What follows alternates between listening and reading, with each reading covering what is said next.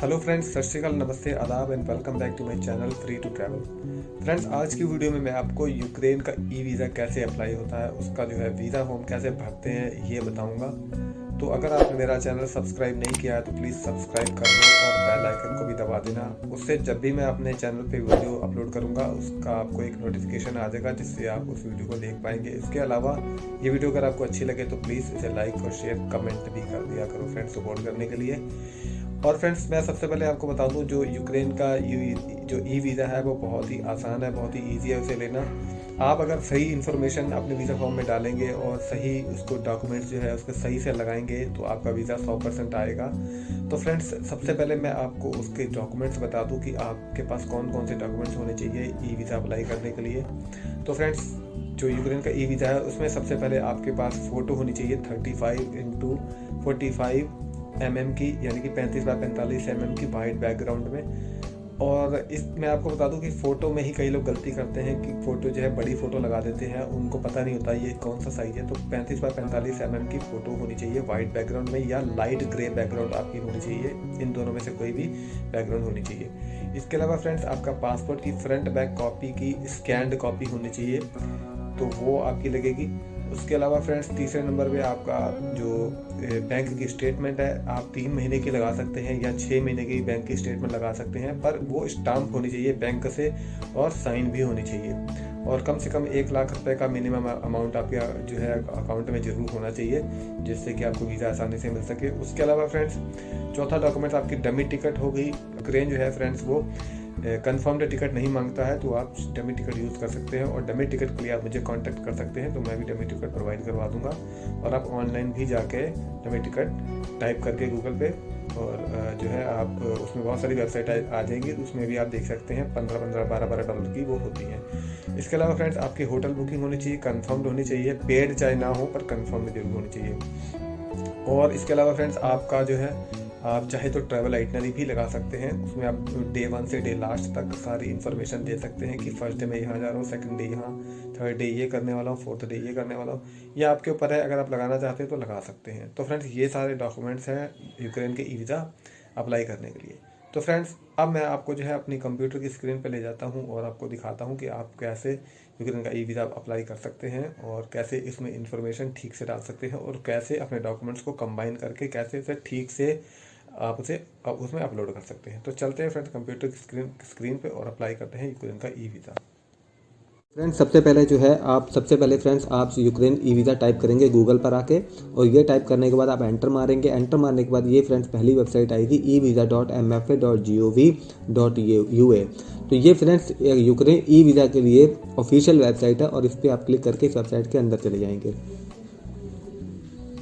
उसके बाद आप देख सकते हैं ministry of foreign affairs of Ukraine, ये वेबसाइट अभी लोड ले रही है, खुल रही है, तो अभी हम इसे खुलने देते हैं। तो फ्रेंड्स, ये वेबसाइट खुल चुकी, पेज खुल चुका है। तो इस पेज पे आने के बाद हम जो है सबसे पहला जो हमने काम करना होता है वो हमने करना होता है रजिस्टर। अगर आप रजिस्टर कर चुके हैं, रजिस्ट्रेशन कर चुके हैं, तो आपने लॉगिन करना होता है। तो फिलहाल हम सबसे पहले रजिस्टर करेंगे, तो वो मैं आपको पहले बता देता हूँ कि आपने क्या क्या डालना है यहाँ पे। तो फ्रेंड्स, सबसे पहले आपने अपनी ईमेल एड्रेस डालना है। ईमेल एड्रेस डालने के बाद फ्रेंड्स आपने यहाँ पर सरनेम डालेंगे। अगर आपके पासपोर्ट पर सरनेम नहीं है, आप अपना पासपोर्ट को खोल के ध्यान से देखना कि अगर आपके पासपोर्ट पर सरनेम नहीं लिखा है, कुछ भी नहीं है, ब्लैंक है, तो आपने यहाँ पर डैश डाल देना है, क्योंकि सरनेम वाला जो ये बॉक्स है इसमें आप ये मैंडेटरी हमने डालना है, कुछ ना कुछ डालना पड़ेगा।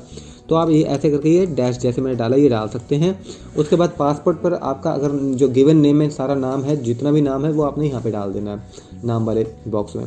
उसके बाद लैंग्वेज फ्रेंड्स आपकी इंग्लिश हो गई। पासवर्ड में फ्रेंड्स यहाँ पर आपने एक बार ही पासवर्ड डालना है और दूसरी बार पासवर्ड कन्फर्मेशन पर भी सेम पासवर्ड डालना है। तो पासवर्ड जैसे कि यहाँ पर लिखा है 6 कैरेक्टर लॉन्ग होना चाहिए कम से कम। आप बड़ा भी डाल सकते हैं, पर कम से कम वो बोल रहे हैं 6 कैरेक्टर का होना चाहिए, लॉन्ग होना चाहिए। और जो पहला उसका जो अक्षर है, चाहे वो पहला हो या बीच का हो या कोई, फिलहाल हम लोग पहला ही मान के चलते हैं। जैसे मेरा नाम हरमन है तो HARMAN, तो उसका जो पहला जो लेटर है H वो अपर केस में जो है कैपिटल लेटर में डाल देते हैं। बाकी के जो ARMAN वो हम छोटे लेटर में यानी लोअर केस लेटर में उसको हम डाल देंगे। उसके बाद जैसे ये कह रहे हैं कि एक स्पेशल कैरेक्टर भी डाल सकते हो और नंबर भी हमें डालना है। तो HARMAN हरमन के बाद एच बड़ा करके HARMAN, उसके बाद हम डाल देंगे @ या डॉलर का साइन बना देंगे। उसके बाद 1 2 3 या 1, चाहे सिंगल 1 डाल सकते हैं, 2 1 2 3 करके, जैसे मर्जी आपको सही लगे। तो ऐसे हमने पासवर्ड बनाना है, वो 6 करैक्टर का हो चाहे वो 10 करैक्टर का हो, मिनिमम 6 का होना चाहिए। तो फ्रेंड्स उसके बाद जो है I am not a robot पे क्लिक करेंगे, रजिस्टर पे क्लिक करेंगे। इसके बाद जो है एक ईमेल जो है ये यूक्रेन की ई-वीज़ा वेबसाइट से आपको एक ईमेल चली जाएगी, जो आपने यहाँ पर ईमेल दी हुई थी, यहाँ पर आपको एक ईमेल चली जाएगी। और इस ईमेल पे आपने जो है वो जो कन्फर्मेशन एक ईमेल होती है, उस पर आपने जो है, मैं आपको दिखा देता हूँ वो ईमेल भी। तो ये फ्रेंड्स ईमेल कन्फर्मेशन है, जैसे कि आप देख सकते हैं यहाँ पर ये ई-वीज़ा सपोर्ट सर्विस जैसे ये लिख के आया है, इस वेबसाइट से ही आया, देख सकते हैं आप। और यहाँ पर जो है आपने ईमेल एड्रेस को कंफर्म करना होता है। तो ये जो है क्लिक हेयर पे आप क्लिक करेंगे तो आप वापस जो है लॉगिन वाले पेज पे चले जाएंगे। जैसे यहाँ पर आप देख रहे हैं ये लॉगिन है, तो आप लॉगिन वाले सीधा पेज पे चले जाएंगे। वहाँ पर जो है आपने, मैं फिलहाल लॉगिन पे क्लिक कर लेता हूँ। तो यहाँ पर जो है आपने अपनी ईमेल एड्रेस डालनी है, अपना पासवर्ड डालना है। उसके बाद जो है आपने I am not a robot पे क्लिक करेंगे और उसके बाद हम लॉगिन पे क्लिक करेंगे। तो फ्रेंड्स लॉगिन करने के बाद हमें कुछ ये ऐसा पेज नज़र आएगा, ये पेज आएगा। यहाँ पर सिटीजनशिप पूछ रहा है, तो आपने अपनी सिटीजनशिप, जो भी आपकी सिटीजनशिप है, तो वो आपने यहाँ पे बतानी। फिलहाल हम इंडिया टाइप करेंगे क्योंकि हम इंडिया से हैं, रिपब्लिक ऑफ इंडिया, हम इसको सिलेक्ट करेंगे। पर्पस ऑफ द ट्रिप में आपने बताना किस पर्पस से जा रहे हैं, तो ये बहुत सारे पर्पस हैं, आप देख सकते हैं। तो फिलहाल हम टूरिज्म के लिए ये वीडियो बना रहे हैं, तो टूरिज्म को हम सिलेक्ट करेंगे। उसके बाद type of the passport, travel document में इसमें आपने बताना है कि आपका कौन सा पासपोर्ट है। तो फिलहाल फ्रेंड्स हमारा पासपोर्ट नॉर्मल ऑर्डिनरी पासपोर्ट है, तो इसमें ऑर्डिनरी पासपोर्ट नहीं आ रहा, तो हमने बताना है कि हम इंटरनेशनल, हमारे पास पासपोर्ट है। इंटरनेशनल ऑर्डिनरी पासपोर्ट सेम ही बात है, तो हमने इंटरनेशनल पासपोर्ट पे क्लिक करना है। उसके बाद यहाँ पर फ्रेंड्स हमने अपना जो है डॉक्यूमेंट नंबर बता देना है। तो आपका जो भी पासपोर्ट नंबर है, पासपोर्ट नंबर आप ध्यान से डालना, तो वो जो भी आपका पासपोर्ट नंबर है वो आपने यहाँ पे डाल देना है। तो फिलहाल मैं एक सैंपल के तौर पे एक ये एजुकेशनल पर्पस के लिए वीडियो बना रहा हूँ, तो यहाँ फिलहाल मैं ऐसी एक नंबर डाल देता हूँ, तो आप अपना सही से अपना डालना। उसके बाद ये करने के बाद फ्रेंड्स जो है हम यहाँ पर कंप्लीट एप्लीकेशन पे क्लिक करेंगे और यहाँ पर ये कुछ पूछ रहा है। उसके बाद दोबारा से हमने कंप्लीट, ये आपको पढ़ लेना है। उसके बाद कंप्लीट आप एप्लीकेशन में हम दोबारा से क्लिक करेंगे।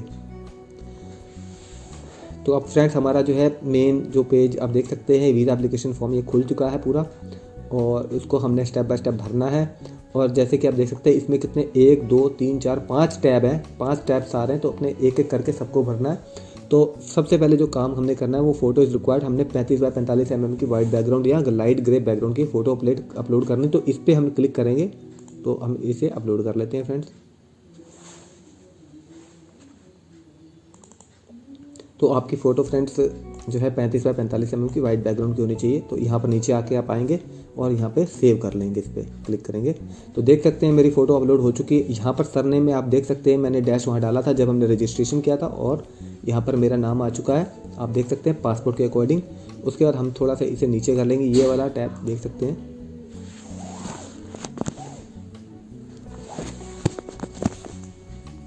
और उसके बाद फ्रेंड्स यहाँ पर हमने है डेट ऑफ बर्थ अपनी डालनी, तो आप यहाँ से सिलेक्ट करके अपनी डेट ऑफ बर्थ डालेंगे, जो भी आपकी डेट ऑफ बर्थ है। तो आपने इधर इस पर क्लिक करना है, पीछे आप चले जाना है, जो भी आपकी डेट ऑफ बर्थ है वो आपने सेलेक्ट कर लेनी है। तो फिलहाल सैंपल के तौर पे मैं ऐसे ही एक डेट ऑफ बर्थ ले लेता हूँ। और उसके बाद फ्रेंड्स प्लेस ऑफ बर्थ में जो भी आपका प्लेस ऑफ बर्थ है, जहाँ पर भी आपका बर्थ हुआ है, तो वो आपने यहाँ पे डाल देना है। आप अपने पासपोर्ट पे देखना, आप अपने मन से कुछ मत डालना, सिर्फ अपना पासपोर्ट खोल लेना, पासपोर्ट के अकॉर्डिंग ही आपने डालना है। तो फिलहाल जो है हम इस पर ऐसे ही कोई डाल देते हैं फिलहाल सैंपल के लिए, एग्जाम्पल के लिए सॉरी। और कंट्री ऑफ बर्थ में आपने फिर से आपने बता देना है इंडिया में हमारा जो है बर्थ है। अगर आप इंडिया का कंट्री ऑफ बर्थ है अगर आपका, तो रिपब्लिक ऑफ इंडिया हम चूज़ कर लेंगे। उसके बाद ये अपने आप आ जाएगा, तो इसको हम थोड़ा सा नीचे कर लेते हैं। सेक्स में मेल फीमेल बताना है, आप मेल है कि फीमेल है, तो मेल हम क्लिक कर लेते हैं। उसके बाद मैरिटल स्टेटस में आपने अगर सिंगल हैं, आप शादीशुदा हैं, मैरिड पे क्लिक करेंगे, डिवोर्स हैं, विडो जो भी है आप हैं तो सिलेक्ट कर लेंगे। फिलहाल हम सिंगल पे कर लेते हैं फिलहाल। उसके बाद हम फॉरवर्ड पे क्लिक कर देंगे। उसके बाद फ्रेंड्स आप देख सकते हैं ये दूसरा पेज आ चुका है, दूसरा टैब आ चुका है। ये पहला हमारा टैब हो चुका है, अब दूसरे टैब पर हम आ गए हैं।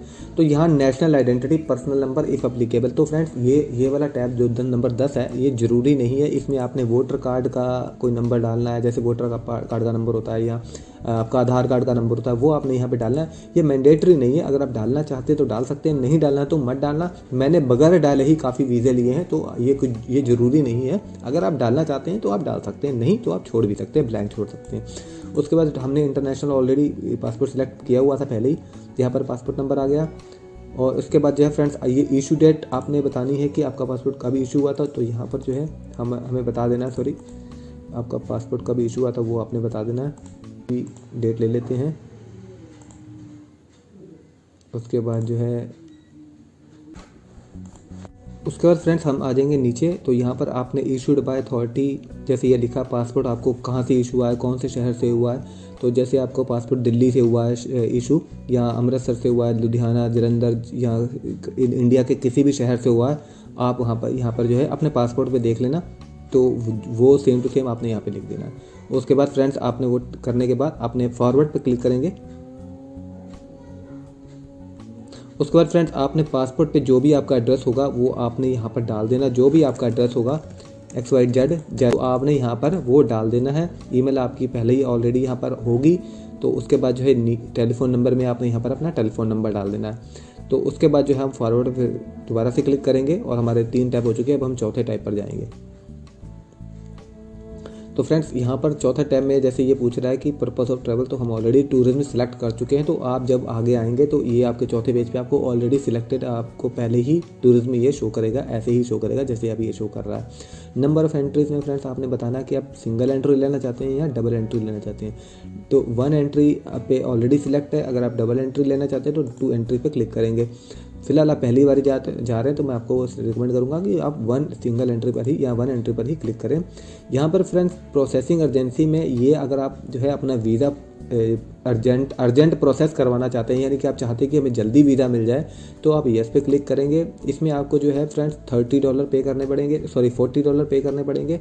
और अगर आप जो है प्रोसेसिंग अर्जेंसी में नहीं करते हैं, अगर आप जो चाहते हैं कि नॉर्मल में आपका वीज़ा आपको मिले, तो इसमें फ्रेंड्स आपको जो है $20 पे करने पड़ेंगे। तो नॉर्मल में फ्रेंड्स इसका 3 दिन का टाइम है और जो अर्जेंट में टाइम है वो उसका 24 घंटे का टाइम है। तो ये आपके ऊपर डिपेंड करता है कि आपको कैसे वीज़ा चाहिए, नॉर्मल में चाहिए या अर्जेंट में चाहिए।